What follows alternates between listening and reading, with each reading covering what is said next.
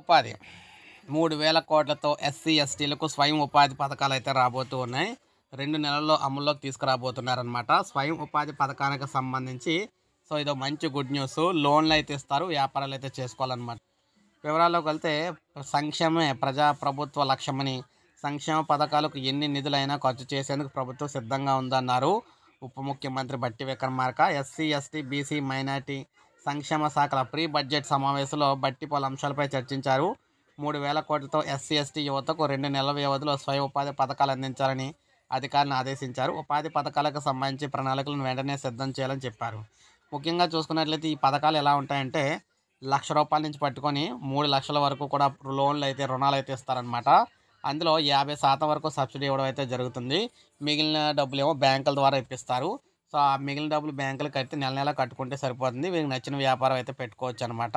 దీనికి సంబంధించి మనకి ఏప్రిల్ నుంచి మార్గదర్శకాలు అయితే విడుదల చేస్తామని చెప్తున్నారు. వచ్చిన వెంటనే మీకు మళ్ళీ వీడియో రూపాయలు అందిస్తాను. ఎలా అప్లై చేయాలి, ఏంటి, అర్హతలు ఏంటి అనేది. ఒక లైక్ చేయండి, సబ్స్క్రైబ్ చేసుకోవద్దు. మన ఛానల్ సబ్స్క్రైబ్ చేసుకొని